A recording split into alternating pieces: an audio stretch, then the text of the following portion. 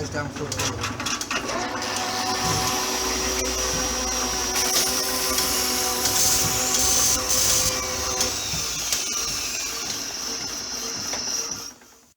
Good morning, people. It's Monday again, and I find myself in a bit of a panic. I'm doing bathroom cupboard doors, just so that Cass can paint them. And today is internet changeover day, so I have got my net back on here. I've plugged in new boxes and played with connections, and we're all working again here. I've moved to another service provider, but unfortunately it's not feeding the rest of the network because of a little box which is far too clever for its own good and is all locked up with passwords, and I only connect to this antenna and etc, etc. Far too clever for its own good. So I've been trying to sort that out this morning. It's now 1:41 and I've just started doing these doors, which I have to take back with me tonight. So normal service will be resumed as soon as possible, probably later on today. But first I'm going to have a cup of tea and something to eat, because I've had enough. It's bloody stuff. Technology, it can be an absolute sod when it doesn't cooperate. Okay, see you later. It's tractor in the dusk. It's 5:15. Went the day badly. I've got those doors done, but I haven't got anything else done. I've been prattling around with this internet trying to get it to work for the other couple of people who are still on the network, and I can't do anything with it. I've tried the final sequence that I could think of, and I've also rebooted everything, and I know what it is. It's the original microtik router is not letting the signal through from the new modem to the wireless transmitter, so it's going to have to wait till tomorrow. But I have asked for help and invoked some powerful internet people to come and sort the microtik out for me. So no tractor work today, folks. It would have been so simple to work on that compared to what I have been doing. Right, I'll see you all tomorrow. Bye now. Good morning, people. Tuesday, and a semblance of peace and normality has descended on the workshop. Everything seems to be working normally. The heating's on. The network is not working, but I'm still on the internet, so at least I'm satisfied. And I'm going to crack on with this mudguard and get these reinforcing pieces on. But the first thing I'm going to have to do before I can fit the reinforcing pieces is make a patch for there. So that's going to be first job this morning, is to flatten that out, make a patch to go underneath, draw around it to pick all the holes up, and then make and fit. And then we're ready to fit. So we will fit. I shall bring you back when I am fitting. Bye now. Right, folks, we've got this hole cleaned out now, but before I took it all out, I made this piece of cardboard, which I'm trying to put on the wrong way around, and I marked on it various pencil lines so we can get the alignment like that. So we can line it all up and we can get the holes in the right place. Right, so that puts the holes back where they were. But now I have to transfer those to the metal. So in order to do that, I've punched through the pencil marks where the holes were, and I've drilled the holes, and now I'm going to cut this piece, the outer piece, off and leave a piece of cardboard the size of the inner hole, and then I'm going to transfer these pencil lines onto the metal, and that way I can line it up again, I hope. Right, but this is the normal way. Now somebody asked me how I did these, right? And I should have probably shown you this, right? But it's not. I don't have a bead roller, so I'll show you this, and I've shown you the tools that I use to make this type of swage. Right, this is just called a joddler, and it just puts a little dog leg in the metal like that. Right, I've shown you those tools on the earlier video, but I'll show in a minute how I make these. I mean, they are swages. They're usually called beads, and the tool you use to do them is a bead roller, which can be either hand operated or power operated. And it does make a very good job, but unfortunately I haven't got one, because I really don't do enough of this sort of thing to justify it. Right, I'm going to finish this patch, and then I'll show you how I made these. Okay, back in a minute. And there it is, folks, tacked in, and fitting quite well underneath. So what we need to do next is get the box section in position and clamped up to that. I did this first because the box section, of course, comes up and over there. I've now got to look at these here, because these need flattening and repairing as well. There's some great big lumps on there, and there's quite a lot of holes. So I'm going to flatten that next. That's a piece that needs grinding off, actually. Flatten that next with the panel beating hammer and a dolly, and then we'll see how well the box section fits.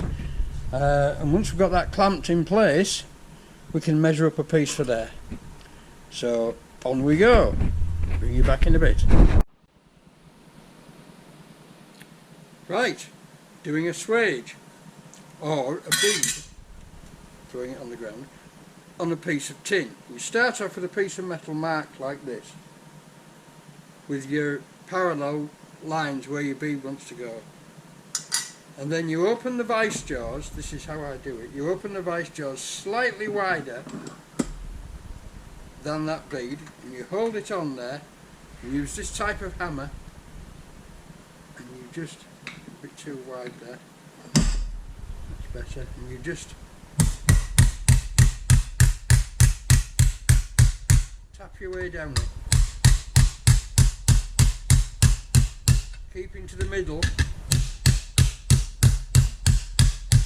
until it starts to fold up at the edges. And then put a piece of round bar in there, and with an ordinary hammer I tap again.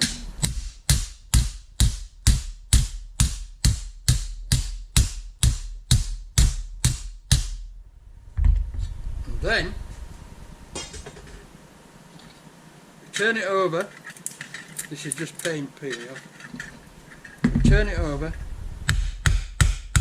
we flatten it out.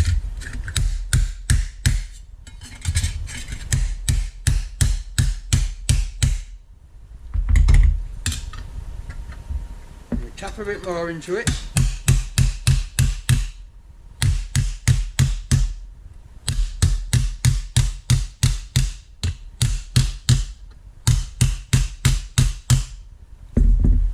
Tap a bit more into it with the round bar, getting the hair out of the way.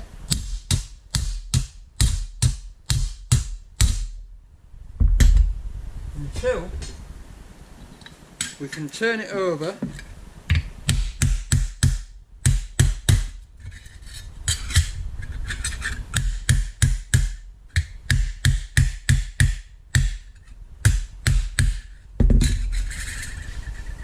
round bar in the vise, so that slightly more than half of it is projecting out of the vise, and then we can work down this edge with the hammer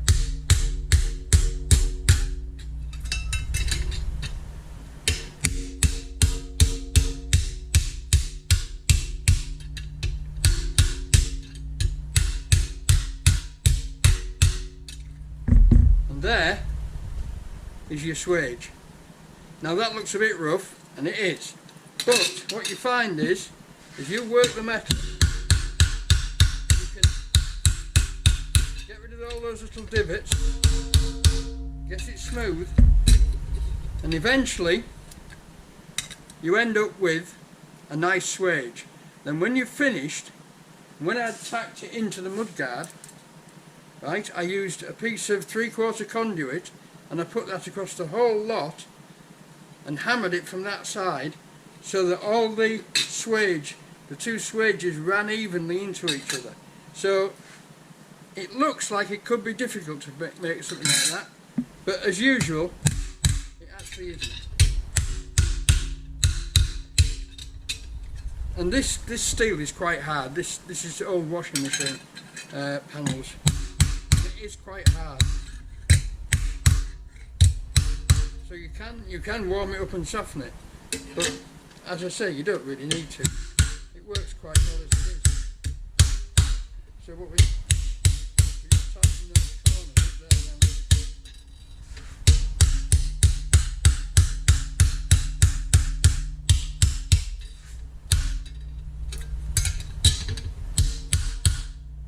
Tighten those corners up.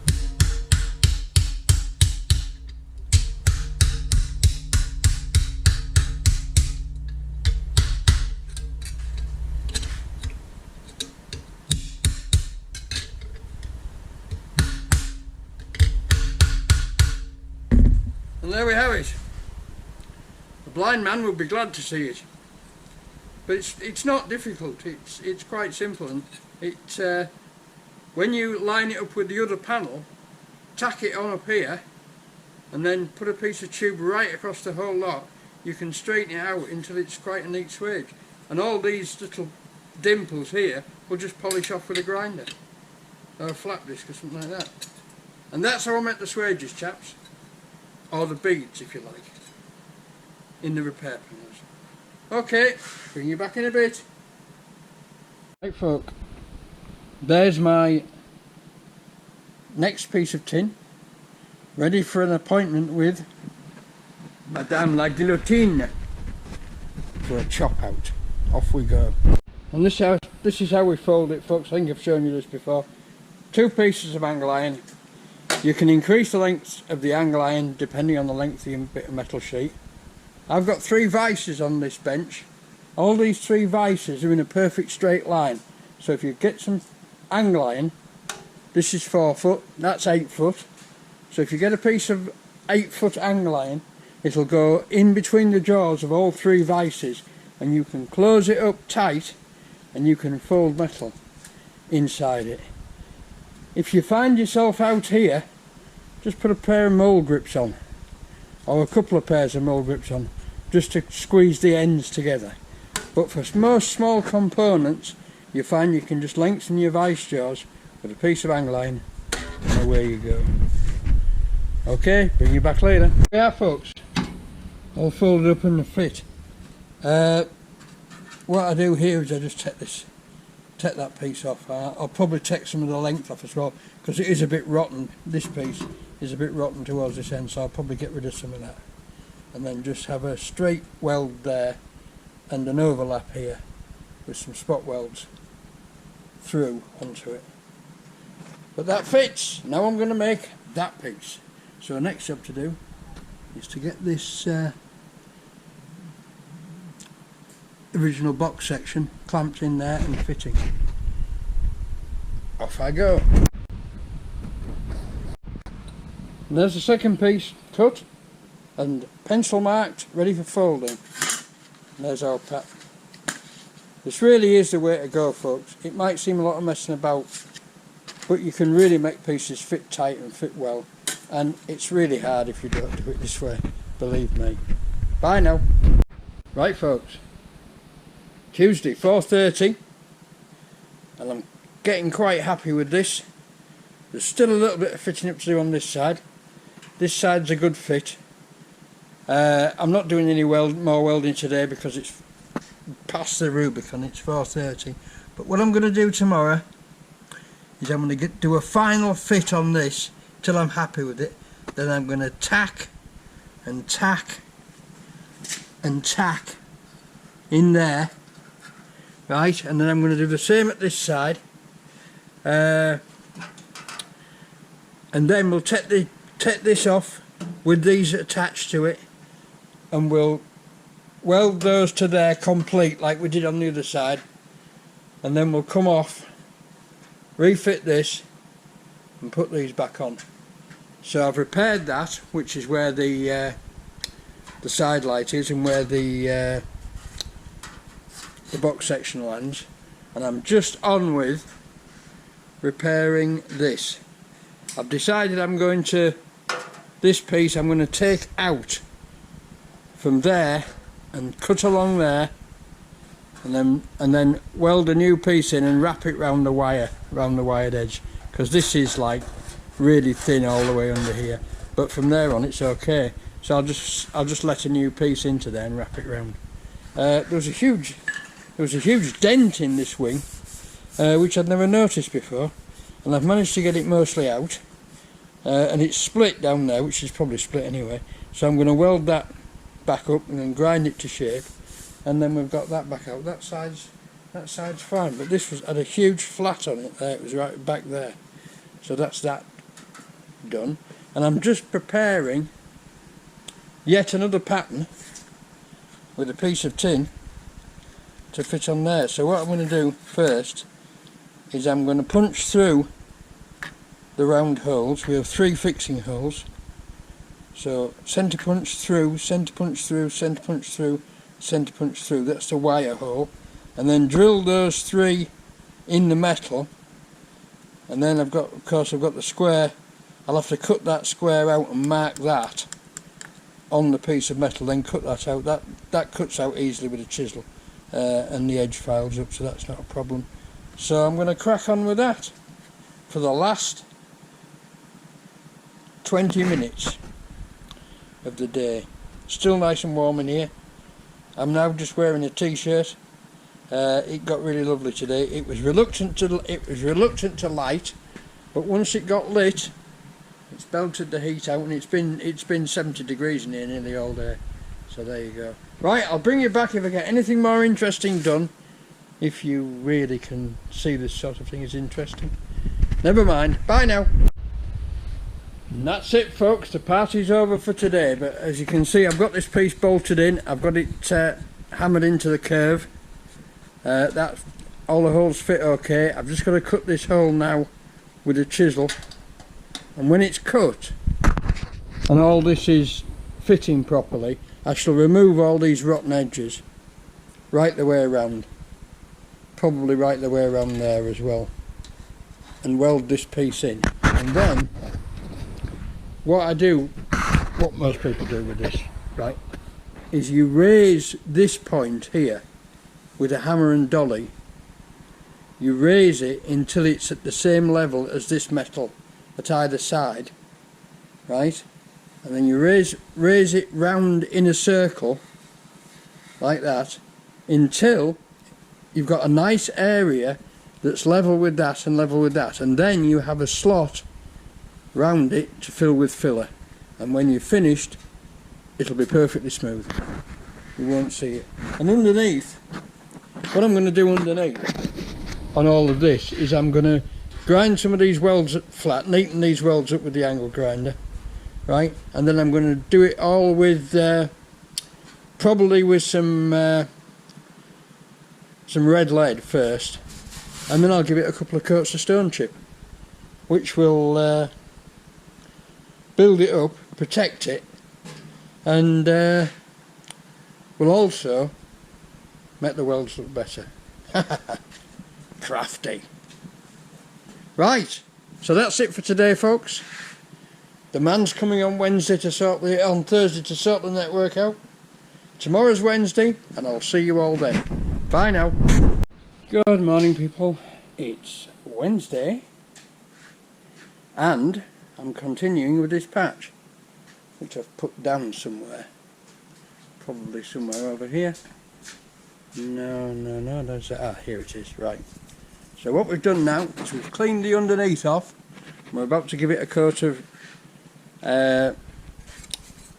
weld through primer. We've got this all lined up and fitting. I've marked the outside of the patch on the top so that I'm able to cut out all the thin edges, get all the thin edges off so I can weld around it. And I'm going to coat that with rust-proof primer as well.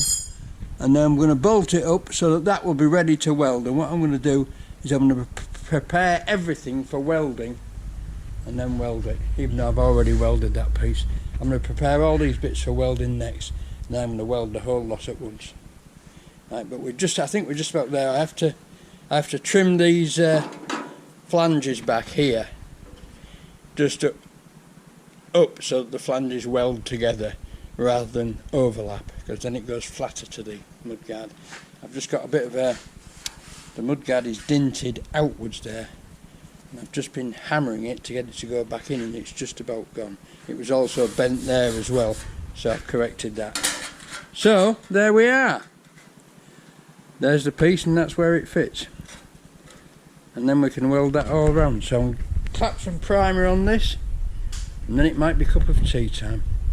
Okay, see you later. Here's another wonderful piece of kit. Little punch.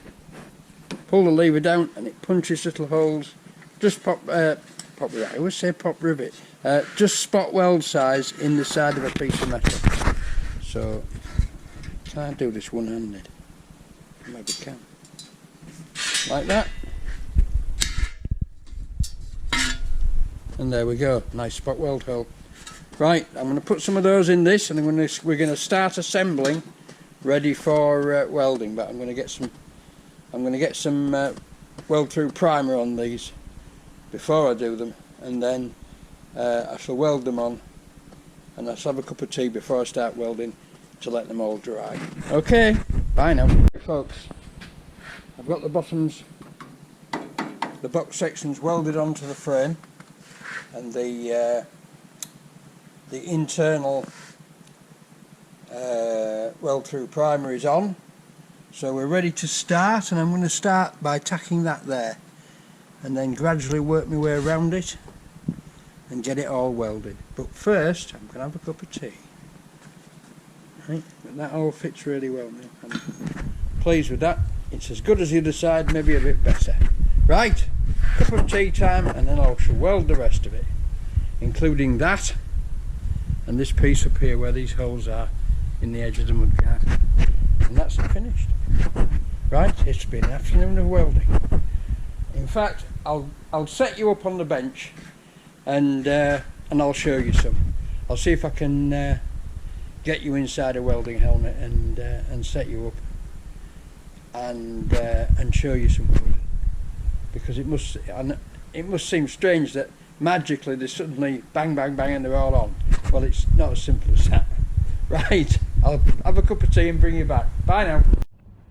Right, well, I've just tried to record me welding that on, and unfortunately it hasn't recorded, so there we go. I'm going to take this mudguard off now, lay it down flat and complete the welding on it, and I will film that. Well, I've got that patch in there. That's gone in really well, gone in really nicely.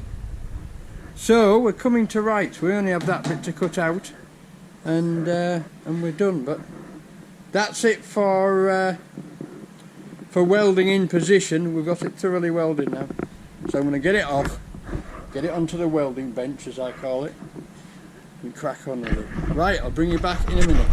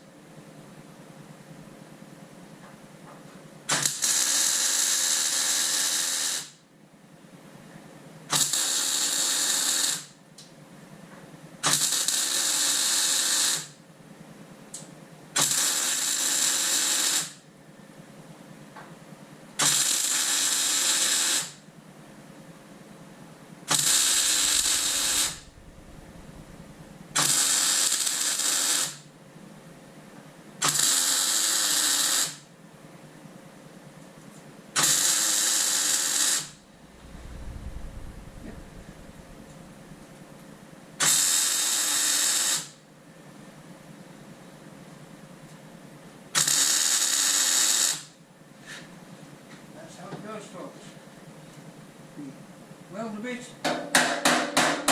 We tap a bit.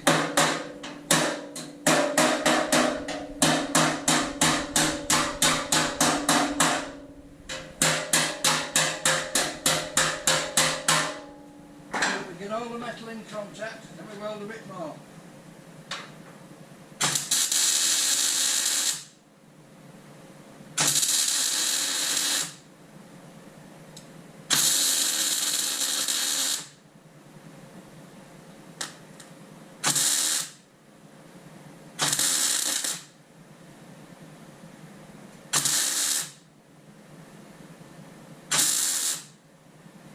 Just weld a little hole up here.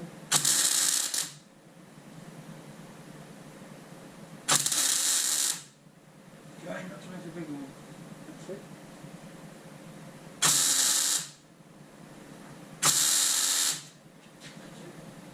That was an accidental angle grinder cut out. I just welded up.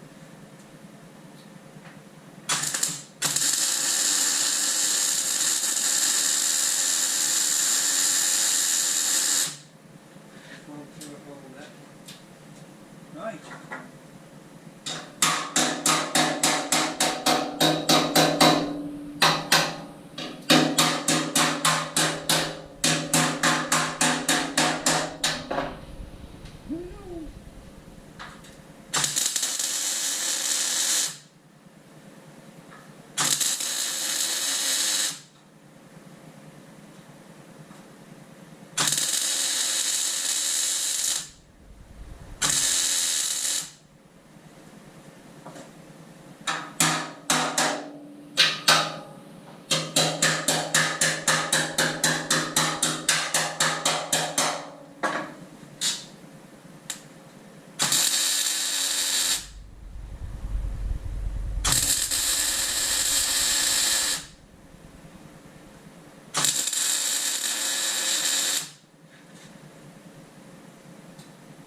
That's about it, folks.